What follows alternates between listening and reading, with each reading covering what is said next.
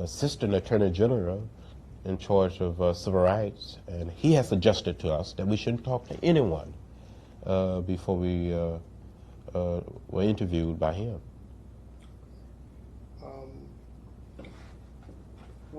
There was an early planning session that Bayard Rustin and A. Philip Randolph called in planning the March on Washington of just activist groups. Could you tell me why was it just activist groups?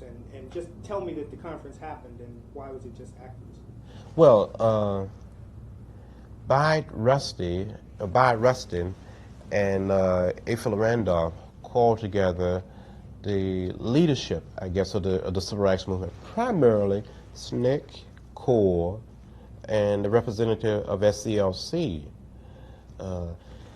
In the early days, this was after Birmingham, this was after the mass arrest, the jailing, the fire hoses, and the beating in Birmingham. This was after Medgar Evers has been shot, and the two young people had enrolled at the University of Alabama. And there was some problem with going to the NAACP or to the Urban League. What was the problem? Well, SNCC, the Student Nonviolent Coordinating Committee, CORE, the Congress of Racial Equality, and the Southern Christian Leadership Conference, and I think Bayard Rustin and Mr. Randolph, I think we represented something somewhat different. We represented more of a mass movement. The NAACP had played a tremendous role in the movement. It played a superb role, but it had a long history of taking most of the efforts to the courts, and they were not really ready, in my estimation, to support a mass march. Some of the people felt that it would be embarrassing to the Kennedy administration and were very cautious about identifying with any idea of having a march on Washington. I remember the first meeting that we had in Washington in June of 1963 with President Kennedy. It was at that meeting where Mr. Randolph said something like, Mr. President, the masses are restless, and we're going to march. We're going to march on Washington. President Kennedy didn't understand that, and he was a little frightened by it, and he was troubled. And I think some of the other participants, some of the other leaders there that represented, said the Urban League, the NAACP, and one or two of the officials of the administration didn't understand what Mr. Randolph was saying. But he said it and restated the case like only A. Philip Randolph could do, and he did it well. He was highly and well respected, I think, particularly by the people in SNCC, the people in CORE, and the people in SCLC, because of his early leadership as he was looked upon as a militant, as a radical of another period. In spite of his age, he was very young and ready to go and demand all of the things that black people needed and wanted at that time. Who paid the bills for the March on Washington? Well, I would say different organizations, different community people throughout the country raised money. But first of all, you had to get certain people to buy into to supporting the march. Little thing happened. One story that the people probably never know. In a meeting in July, the first meeting, July 1963, at the Roosevelt Hotel in New York. I believe the meeting took place on July 2nd, 1963. There were some people didn't want Bayard Rustin as the director. Some black people, some black leaders, they thought he was too radical, he was too militant, he had been identified with the left, and there was one leader of the NAACP and a leader of the Urban League insisted that Mr. Randolph asked Mr. Rustin to lead the meeting.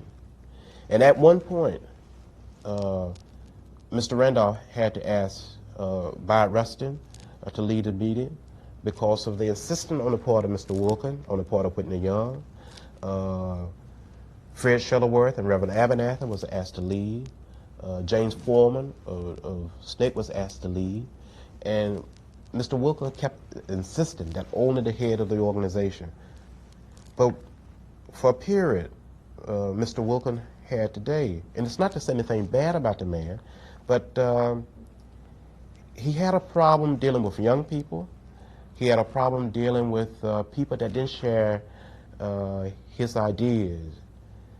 But in the end, Mr. Randolph carried the day because we suggested in that meeting, in that discussion, particularly James Farmer, Martin King, and myself, that Mr. Randolph be the chairperson of the March on Washington, and that he be free to select the person of his choice to be the director, to be the deputy director, whatever. And he selected Bayard Rustin to direct the march. Were there any white folks involved in the planning of the march? Not until later, when you had here the traditional civil rights organization. Then we reached out after that meeting in New York and got the National Council of Churches, the AFL, not the AFL-CIO, because George Meany never supported the march. Organized labor per se did not support the march. AFL-CIO and Mr. Meany did not support the March on Washington. It was against the march, as a matter of fact. But Walter Reuther, as representative and head of the UAW, supported the march. The National Catholic Interracial Council supported the march. And the American Jewish Committee came in. So this brought in the white liberals, moderate, and a white element of organized labor under the occupancy of UAW and Walter Reuther. Who was behind the movement to change your speech? Well, from the outset, it's strange the way that happened, and to this day, I don't know all what went to make that possible. We had, and when I say we, I would say the representative of the Student Nonviolent Coordinating Committee had assisted me in preparing what I thought was a very simple, very elementary statement for the March on Washington.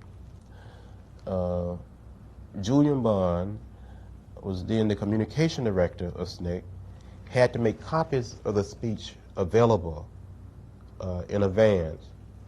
That Tuesday night before the march, we all would stand at a hotel in Washington, D.C. And that night, I was in my hotel room.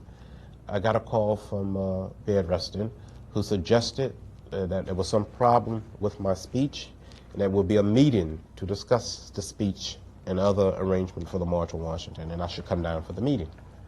And at this meeting, there was representatives from SCLC, the NAACP, all of the organization, the Catholic Church, everybody. And we really argued about the speech. Who wanted you to change your speech? Well, one suggestion was from a representative of the Archbishop of the Diocese of Washington, Archbishop Obal. Run out. Part of the speech. See, during the early with representatives of SNCC, SCS, all of the organization, it was never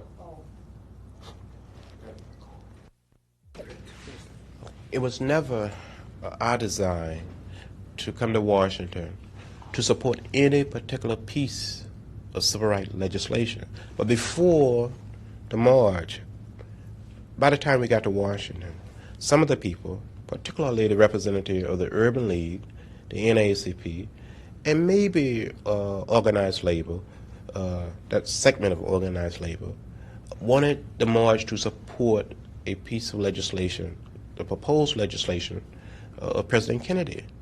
And we took exception to that. In one part of the speech, I suggested that we could not support the Kennedy legislation because it did not guarantee the right of black people to vote. Kennedy had suggested that a person with a 6th grade education should be considered literate, and any literate person should be able to register to vote. And SNCC, and I think the southern wing of the movement, took the position that the only qualification for being able to register to vote should be that of age and residence. And during the time leading up to the preparation of my speech, there was an article in the New York Times with a group of women in Rhodesia, and they had signs saying, "One man, one vote." And in my speech, I said something like, "One man, one vote is the African cry. It is ours too. It must be ours." Some of the people objected to that. And another part of the speech where we suggested that, that there was very little different between the major political parties, that the party of Jarvis is the party of Goldwater, that the party of Kennedy is the party of Eastland. Then I raised the question of where is our party? And another part of the speech raised the question. Well, I still, somebody asked me about that just a day or so ago out in Compton, California. What about our party? I still feel about the same way. Where's the party of the people? That's a whole other discussion. But I suggested that as a movement, that we could not wait on the president, on members of the Congress. We had to take matters into our own hand, and went on to say that that the day might come when we will not confine our marching on Washington, but we might be forced to march through the South the way Sherman did, nonviolently. And some of the people suggested that was inflammatory, that would call people to riot, and you shouldn't use that type of language. And Mr. Randolph really came to my defense. Not that night; he was not present on that Tuesday night. But even after we arrived at the Lincoln Memorial, people had problems with some of the changes. The use of the word revolution. I used revolution in the word revolution in the speech at least once. The word masses. Mr. Randolph said, I don't have any problem with revolution. I don't have any problem with the word. I use those words myself sometimes. I said in one part of the speech, we are involved in a serious revolution. I remember that very well. The revolution is at hand. The masses are on the march or something like that. People, they couldn't deal with that. And it was, it's nothing. You look back on it. And in 1965, all of that, what we tried to suggest in the speech concerning voting rights came to pass. The people in Selma, the people in Mississippi made it real through the Voting Rights Act. And, all of the things that Stick predicted and projected during that period came to pass in the Voting Rights Act in 1965.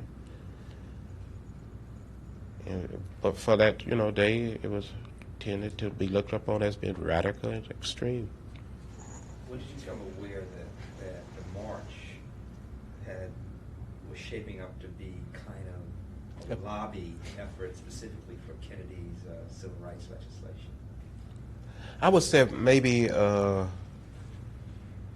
week or so before the march, maybe 2 weeks before the march. Yeah. To desegregate lunch counters and businesses in downtown movement. August 28th. John Lewis quickly found his way to the members of the Nashville movement, when the Kennedy administration became redirected his entire career. The people within the That's when he signed became on so helpful to become a movement activist. Logistics. The only thing they wanted people to come into Washington and to get out before sundown. What Nashville to dedicate his life to social activism. That's exactly what happened. He was present at practically every major event in the civil rights era of the 60s. For example, he became involved in the Freedom Rides in 1961. A few days ago, that as a matter of fact, a bus was set on fire in Anderson, Alabama. Was willing to be arrested and to go to jail for things in which he believed. The epitome of I don't know why. But several members of the Congress came. In 1965, right from Selma, Alabama, to the state capitol in Montgomery. Members of SNCC, along with members of the SCLC, led by Dr. King, Andrew Young, decide to march very visibly from Selma, this very small town that no one had ever heard of, to Montgomery, in order to call attention to the need to protect the voting rights of the black people and the poor people of the state of Alabama. Get on trains and come. I think to believe more than anything, start putting pressure on the national office. With the Urban League, I think Whitney Young, it is the most powerful, non-violent to be sensitive tool that we have to the mood. We have to use it. And when people come they together saw the march, and I think people had problem with SNCC, true enough, but they had problem also, real problems with SCLC, and particularly Dr. King. Who's the governor? Well, I can tell you some stories of meetings. And who's the president of the United States? Unbelievable. John Lewis was invited to give a speech at the very important 1963 March on Washington. I guess this was called in Washington, D.C. The March on Washington is a proud moment for John Lewis, not only because he gets to stand before the nation talking about what it means to be a member of the movement, but also because he comes on as a prelude to Dr. King's famous I Have a Dream speech. Those who have said be patient and wait, we must say that we cannot be patient.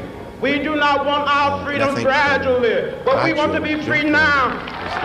What distinguishes his leadership in the movement is that John Lewis always emphasized working collaboratively with other individuals and groups and building coalitions between groups. Bringing majority black groups together with majority white groups. Saying in the sense that he was naive politically, and that he kept all these sort of left people around him. They thought that was bad for the movement, and that he was not politically in tune or sophisticated in it. But they had some problems with him. And apparently during that whole period, and when I look back on it, I didn't know it at the time, but seeing what I've seen today in the Freedom of Information file, my own file, and other things, I'm convinced beyond a shadow of a doubt that there was a great deal of sharing of information between the FBI, people within the Justice Department, between certain committees in the Congress, and people within the hierarchy of some of the old established civil rights organizations. And they got information and on different people, and then whether they used it or said, well, we understand that maybe you should get rid of a certain person. Because what representatives of the NAACP and Urban League were saying to Dr. King, that you had to cut some people, cut certain staff people, cut some of your friends, some of your associates, because you've been tainted.